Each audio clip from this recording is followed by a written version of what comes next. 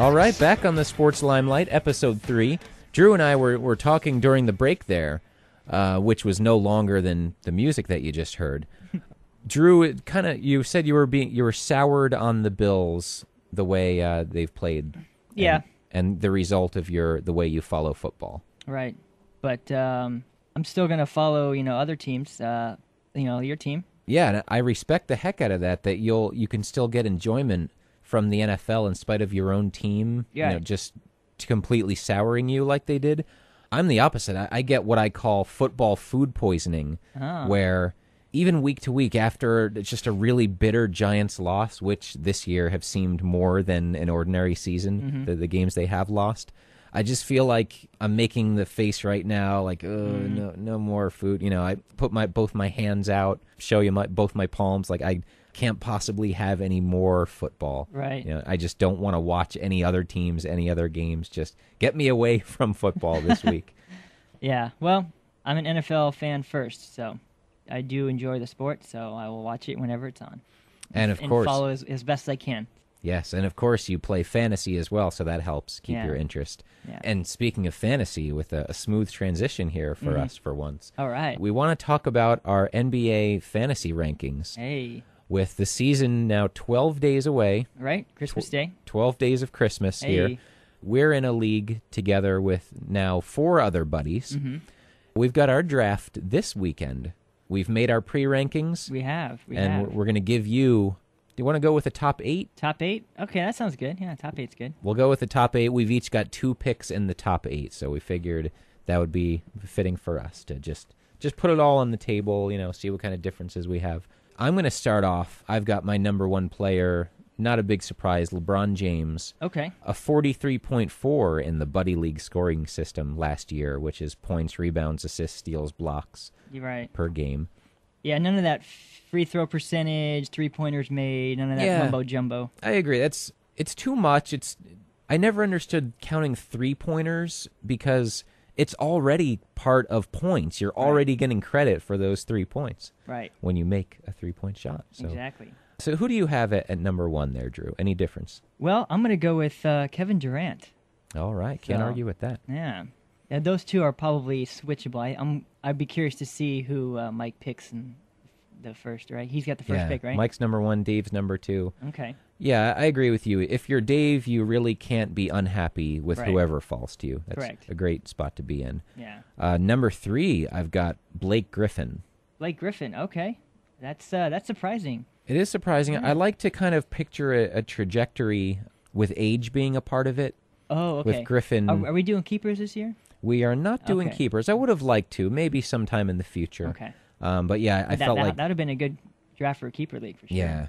Yeah, this whole first round it would be great keepers. They're all pretty young. Yeah. But yeah, you figure this year isn't the best time to bring up starting keepers. It's such a weird season, and still it seems like a third of the league are still free agents or could be traded. So. Yeah. See, my list is very very pending in terms of where people go. Or I have Chris Paul here at number 3, but if he doesn't get traded, he's just going to be a bitter old man in the Hornets. So yeah. It's kind of sad that you always have to factor in NBA players' motivation into how well they're going to play, and I actually like to factor in their contract status as well. Oh, yeah. If they're in a contract year, absolutely. Yeah, if they're in a contract year, you figure they're going to play hard.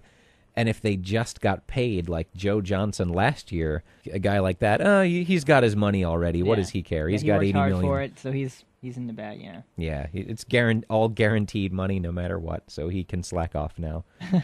I'm gonna guess you're number 4 now, because here's who I have, Dwight Howard. Oh, yeah, I was going to go, Dwight Howard's definitely in the top 5 for me, so. But that also, he says he wants out of Orlando as well, so.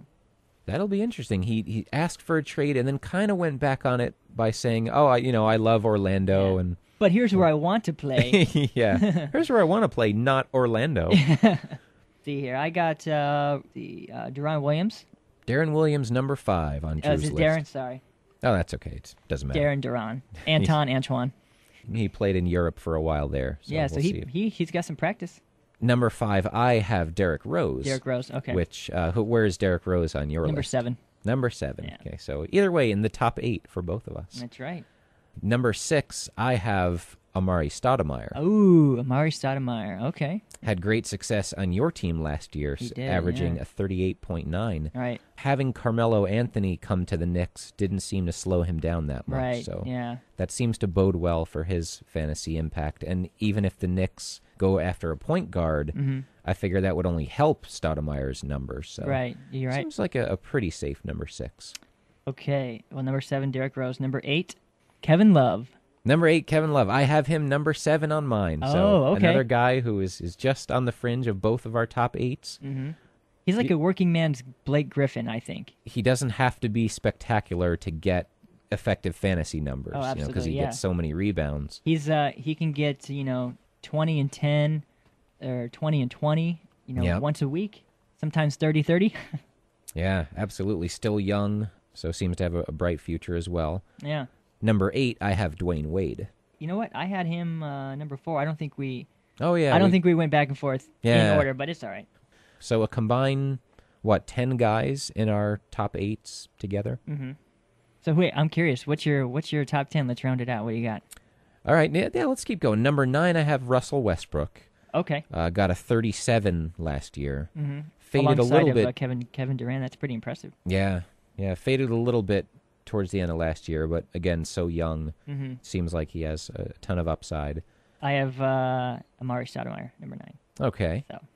Stoudemire, number 9. And number 10, I have Carmelo Anthony. Oh, okay. All right. Nice. Stephen Curry for me.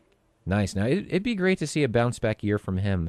He was, set the world on fire the second half of his rookie season. Mm-hmm. And then last year sort of seemed to regress a little. Yeah. So got only a 30 last year, so 30.1. Plagued by injuries, too. I know he was injured. Yeah. A lot of ankle problems, I He think. was my pick last year, like in the 3rd or 4th round, so...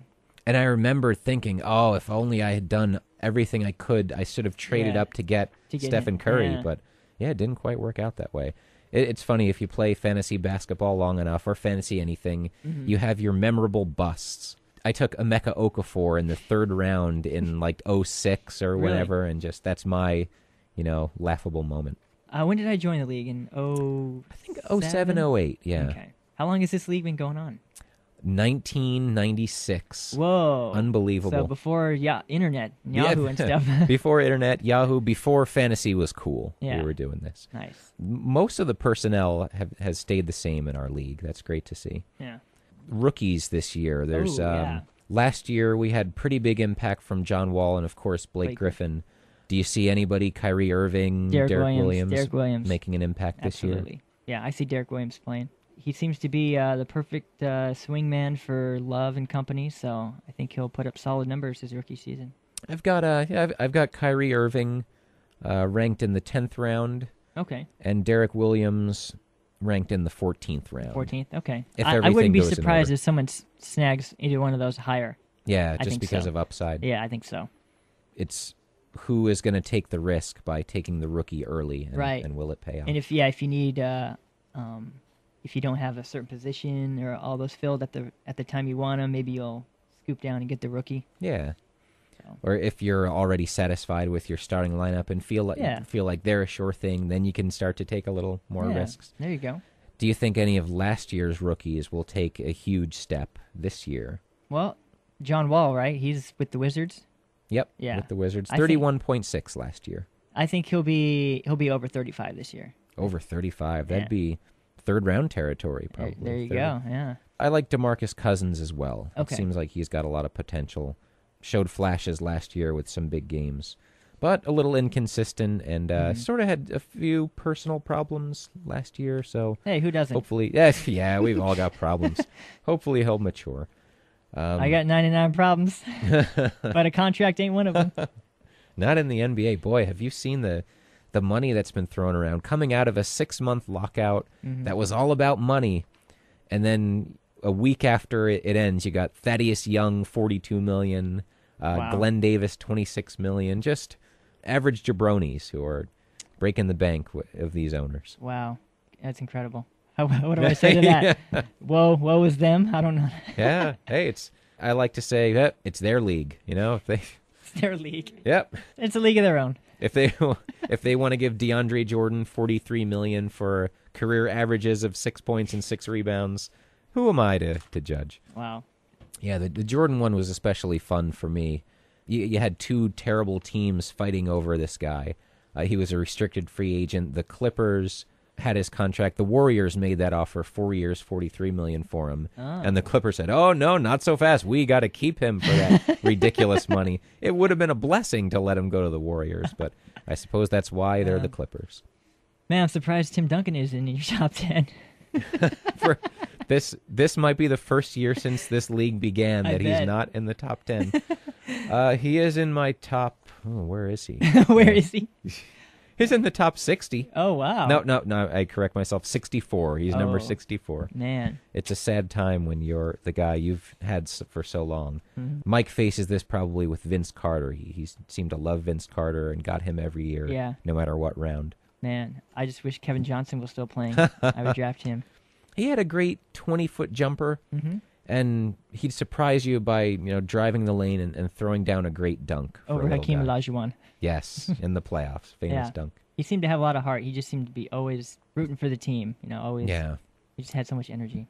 Tom Chambers, that was my favorite player growing up. He threw down some monster dunks, unexpected as kind of a tall white guy you wouldn't expect to have great hops.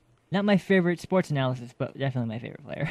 I don't watch many Suns broadcasts, but it seems they're really hurting for good analysts and inside and outside the game calls just the same. Is Eddie Johnson still doing the games there? I think so. I know Cedric Ceballos is like the MC. Oh yeah, if you ever go in to the a game. arena. Yeah, I heard he had a heart attack though. Oh wow. So hopefully I did not hear that. He's all right. But too young for that kind of thing. Now, do you have a basketball team? I don't know if I ever. I do not have an NBA team I root for. I pretty much just consume it for fantasy purposes. Oh, okay. And I feel like that's an advantage because you don't have any ties or loyalty to, overrate certain guys or feel like you have to have certain guys.